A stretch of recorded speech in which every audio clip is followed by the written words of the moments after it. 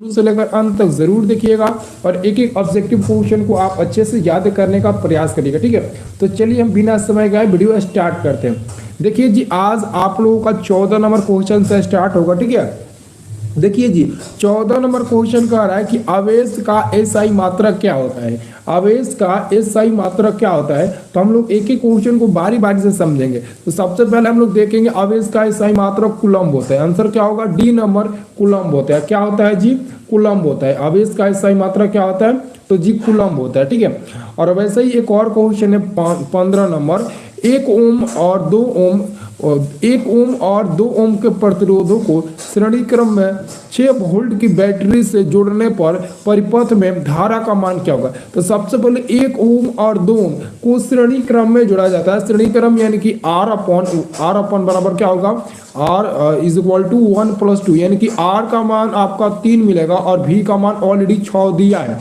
तो I बराबर क्या होता है, V/R होता है। V/R, तो V का मान 6, I का मान कितना है, सॉरी R का मान कितना है, तो 3। तो 3 दूना 6, 2 बार में कट जाएगा तो एम्पियर हो जाएगा 2। ठीक है, आंसर क्या हो जाएगा, बी नंबर 2 एम्पियर। ठीक है, अब देखिए जी अगला क्वेश्चन आपका 16 नंबर, ओम के नियम का गणितीय रूप है। ओम के नियम का गणितीय रूप क्या होता है, तो देखिए ओम के नियम बराबर I बराबर V/R होता है। I बराबर V/R होता है, तो आंसर होगा आपका बी नंबर जी। ठीक है, अब देखिए जी अगला क्वेश्चन आपका 17 नंबर। 17 नंबर क्वेश्चन है, मलेरिया उत्पन्न करने वाला मच्छर किस तरह के जल में उत्पन्न होता है। मलेरिया उत्पन्न करने वाला मच्छर किस तरह के जल में उत्पन्न होता है। तो देखिए डेंगू उत्पन्न करने वाले मच्छर साफ जल में होते हैं, लेकिन मलेरिया उत्पन्न करने वाले मच्छर गंदा जल में उत्पन्न होते हैं। आंसर होगा इसका बी नंबर जी। ठीक है, अब देखिए जी अगला क्वेश्चन है, ओजोन परत पाया जाता है। ओजोन परत पाया जाता है, तो यहाँ पर आपका 18 का आंसर होगा ऑप्शन नंबर बी, ओजोन परत वायुमंडल की ऊपरी सतह में पाया जाता है। आंसर होगा आपका बी नंबर जी। ठीक है, अगला क्वेश्चन है 19 नंबर, ओजोन के एक अणु में कितने परमाणु है। ओजोन के एक अणु में कितने परमाणु है, तो यहाँ पर 19 का आंसर देख लीजिए क्या होगा, 19 का सी नंबर होगा 3 होते हैं। कितने होते हैं, ओजोन के एक अणु में कितने परमाणु हैं, तो 3 परमाणु है। तो आपका यहाँ पर आंसर हो जाएगा आपका सी नंबर करेक्ट आंसर 9 का। ठीक है, चलिए जी अगला क्वेश्चन है आपका 20 नंबर। 20 नंबर प्रश्न है, आवर्त सारणी में कितने वर्ग होते हैं। आवर्त सारणी में कितने वर्ग होते हैं, तो आप लोग याद रखना आवर्त सारणी में 18 वर्ग होते हैं। जो यहाँ पर 18 की जगह 8 दे दिया है, तो आप लोग 18 याद रखना। ठीक है, अगला क्वेश्चन है 21 नंबर। 21 नंबर क्वेश्चन है, अक्रिय तत्व कौन है। अक्रिय तत्व कौन है, 21 नंबर क्वेश्चन का है। तो 21 का आंसर होगा बी नंबर हीलियम। अक्रिय तत्व का है तो एक हीलियम है। ठीक है, अब देखिए अगला क्वेश्चन है, क्लोरीन की संयोजकता क्या है। क्लोरीन की संयोजकता क्या है, तो 22 का आंसर होगा बी नंबर 2। क्या होगा, 22 का आंसर होगा 2 यानी कि बी नंबर। ठीक है, अगला क्वेश्चन है, हाइड्रोकार्बन कौन है। हाइड्रोकार्बन कौन है, तो 23 का आंसर होगा बी नंबर C6H12O6, जो ग्लूकोज का रासायनिक सूत्र कहलाता है। यही आंसर भी हो जाएगा। ठीक है, चलिए जी हम आगे बढ़ते हैं। अब देखिए अगला क्वेश्चन आपका है, अगला क्वेश्चन आपका 14 नंबर है।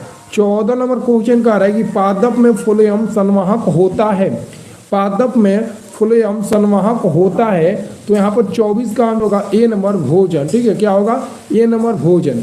जबकि अगला क्वेश्चन है आपका, तंत्रिका तंतु की उत्पत्ति किस प्राथमिक ऊतक द्वारा होता है। तंत्रिका तंतु की उत्पत्ति किस प्राथमिक ऊतक द्वारा होता है, तो 25 का आंसर होगा सी नंबर एंडोडर्म। ठीक है, चलिए अगला क्वेश्चन है, किस दर्पण से वस्तु का बड़ा प्रतिबिंब बनता है। किस दर्पण से वस्तु का बड़ा प्रतिबिंब बनता है, तो 26 का देखिए जी आंसर हो जाएगा आपका ऑप्शन नंबर बी होगा अवतल। अगला क्वेश्चन है, दो डायऑप्टर क्षमता वाले लेंस का फोकसांतर होता है। 2 डायऑप्टर क्षमता वाले लेंस फोकसांतर होता है, तो 50 सेंटीमीटर। आंसर हो जाएगा जी आपका डी नंबर 27 का।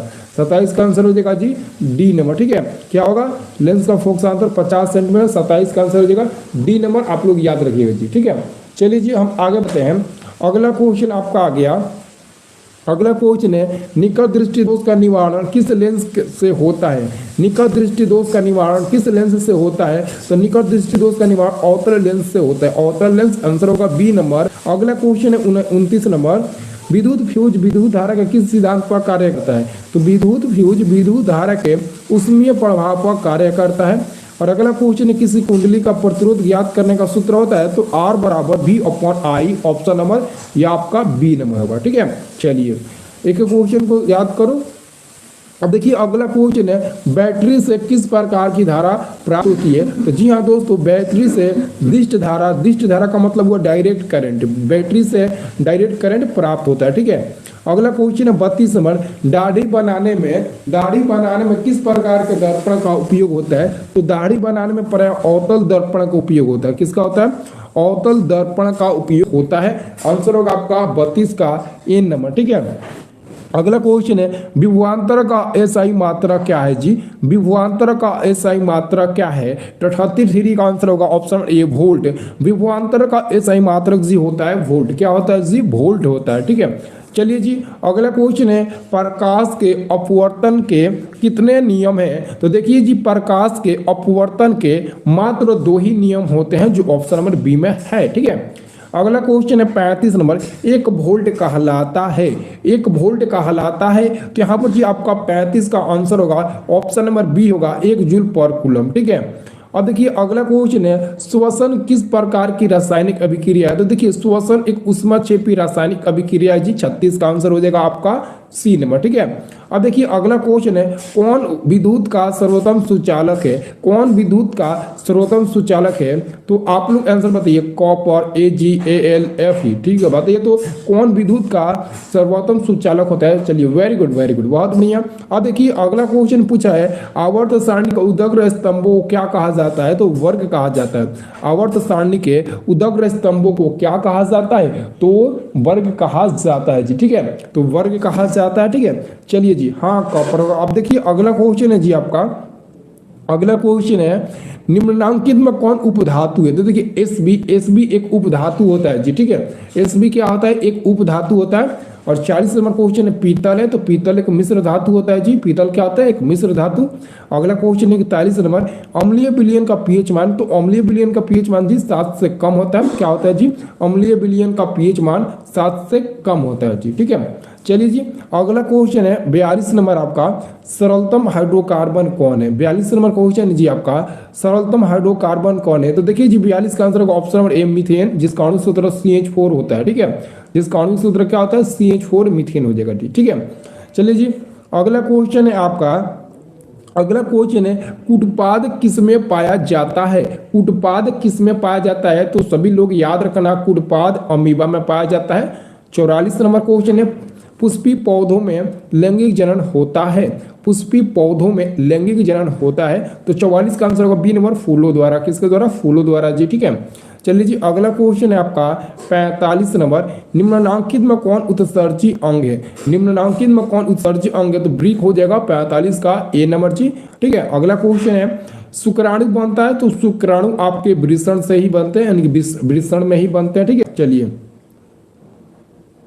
अब देखिए अगला क्वेश्चन है आपका 47 नंबर, निम्न में कौन प्राकृतिक संसाधन नहीं है, निम्न में कौन प्राकृतिक संसाधन नहीं है, तो जीवधारी आंसर हो जाएगा डी नंबर। और अगला क्वेश्चन इंसुलिन की कमी से होता है, तो इंसुलिन की कमी से होने वाले रोग को हम लोग क्या बोलते हैं, तो मधुमेह बोलते हैं जी। आंसर हो जाएगा आपका डी नंबर जी। ठीक है, याद रख लीजिएगा जितना भी प्रश्न बताया। ठीक है।